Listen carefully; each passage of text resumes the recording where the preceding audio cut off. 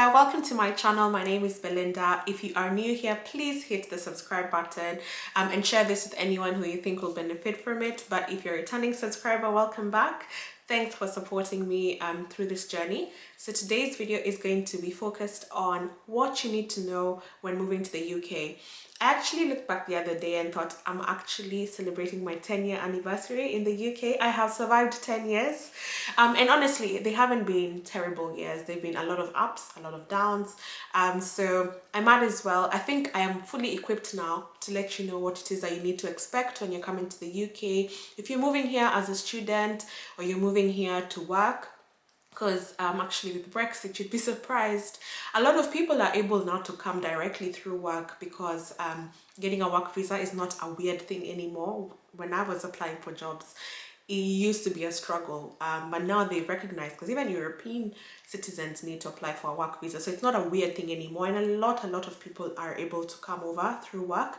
So I have been linked with a couple of people who have moved recently, and I just thought I might as well shoot a video. Then if someone else moves to the UK, I can just share this video with them, this and a couple more. So I'll cover a few things, but of course, if you have any questions, you've recently moved or you've gotten your offer, whether it's for uni or it's for a job, and you know you're coming to the UK, what is it that you'd like to know? I am happy to cover this over a series, upcoming videos in the future, so let me know in the comments. Okay, so first thing I wanted to highlight, and this is more so from I guess the points I'm covering are just what came to mind. There's a lot that goes into moving here. So there is the very nitty-gritty ones. This I wouldn't say is nitty-gritty, it's just what I felt was important. But of course, whatever else comes to mind, I can cover this in a different video. So the first thing I wanted to say, definitely get on your credit file right away. This is something people think about later when they've settled, and now they're thinking of important things like investments, buying a house, even buying a car, where you're just thinking of a big financial investment and you need to get your credit file in order. The best thing you can do is get your credit file in order right away. When you land in the UK, open your bank account, get what they say is a credit building credit card. And yes, you could have moved in here for 2 seconds, but you can get a credit card. Of course, use it responsibly, but just start kicking off such things right away. It will really help you, because you'll soon realize you need your credit file for a lot of things, including renting a house. So when you do just move here, maybe the fact that you have a good job will help you when you are getting a house. But if you're even like a student, you'll probably need to get a guarantor, because they do need, one of the things they request when they're vetting you, like the landlord or the real estate agent will do, is they will request for your credit report, because they want to see, are you a person who doesn't pay? They just want to assess your ability to pay. So you can see that it's very important to have your credit file in order. And simple things that you do, even like signing up to the electoral roll at your current address. Those are simple things that will build your credit file in a positive way. And just be mindful of things that you do. And I think there's a video I've actually discussed this related to my house buying series. But you can also do things not to negatively impact your credit score, because it stays on your file for 6 years. So you just want to be mindful, or just have it at the back of your mind when it comes to financial things, that you don't do something that will negatively impact. Just try and build as much as possible, or at best, at the minimum ask from you, don't ruin it. Okay, another thing I wanted to bring to your attention, if you are a Commonwealth citizen, if you see me looking down because I'm checking my phone, to make sure I don't miss any important points. If you are a Commonwealth citizen, so these are a lot of the countries that are Commonwealth countries, are countries that were previously colonized by the British. If you are a Commonwealth citizen, you can actually vote. It took me years to realize this. I don't know how many elections I missed, or referendums or whatever. You can actually vote. So register to vote right away at your current address. Not only does it help your credit score, you can get to exercise your rights, because these are the people who are going to determine policies. And you know, immigrants are always the first people affected when it comes to these things. So exercise your rights. Be aware of what the political system here. I think it took me a while to understand it. The Life in the UK test helped me understand how actually things run here, because it's very different to how things run in Kenya, in terms of how they select their leader, how they pass policies, all the different political how would you say, you know, the way there's the prime minister, the levels, the different people involved, the people you need to vote for, etc. You get to understand all that slowly but surely. So just take time to understand that and get involved in the politics. It's for your own benefit. This one is for settling right away. Apply for your NI number. You need it for any job, whether you've come here as a student, especially if you've come here to work, you need your NI number. So you can find out information of anything that you want by just Googling. Just Google apply NI number. But if you want me to do a video to cover the process, let me know. But for now, check Google, but apply for your NI number. Another one I wanted to highlight, where to shop.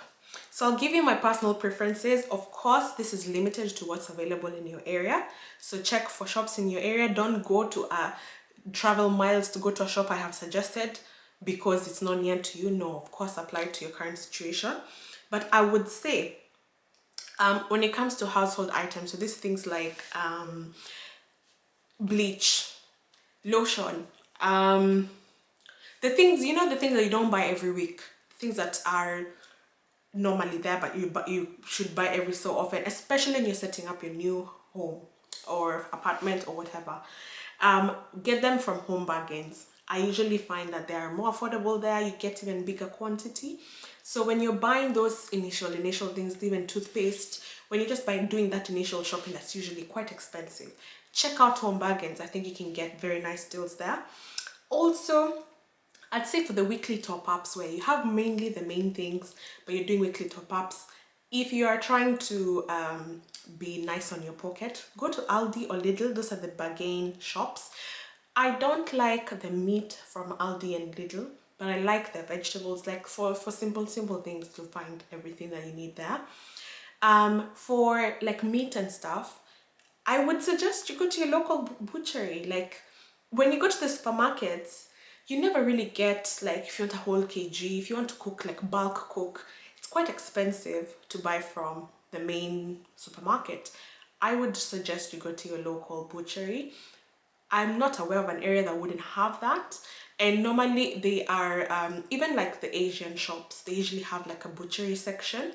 You might as well go and explore that. I was able to find kienyeji chicken, translation, a hen. Here I noticed they call it hen.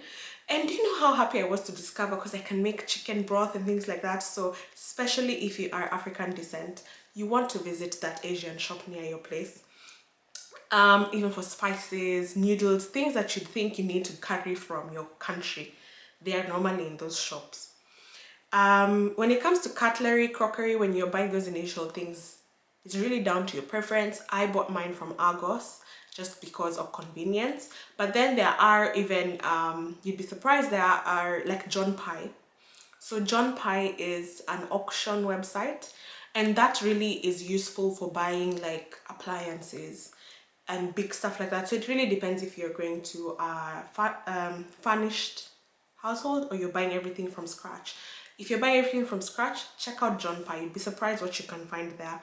But simple things like plates and stuff I got from Argos. Pots and pans, all those.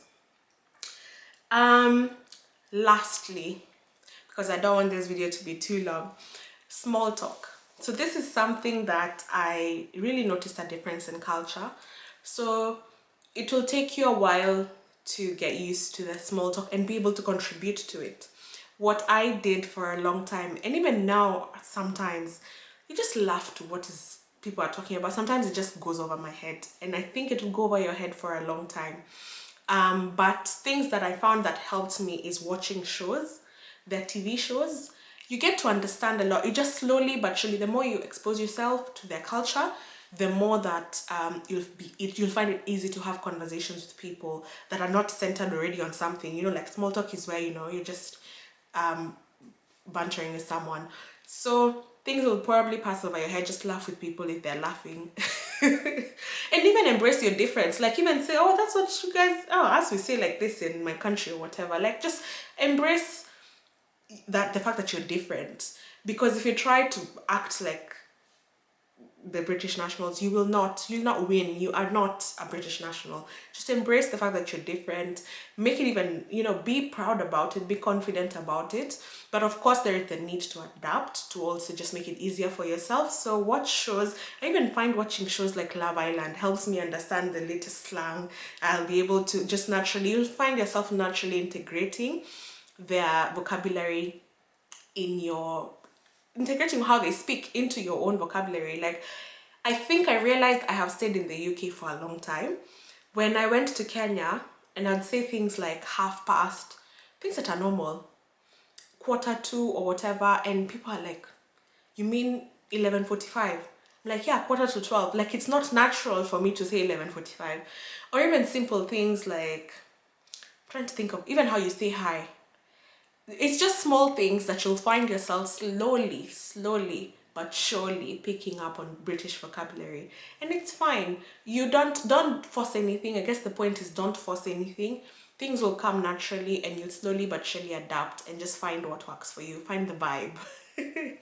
So if you really like this, please give this video a thumbs up, and if you are moving to the UK, let me know what it is that I've not answered, what it is you'd like me to focus on when I do part 2 of this video. This can even be a 10-part series, because to be honest, there is a lot that comes with moving to a whole different country in a whole different continent, depending on where you're coming from. So yeah, see you on the next one. Bye.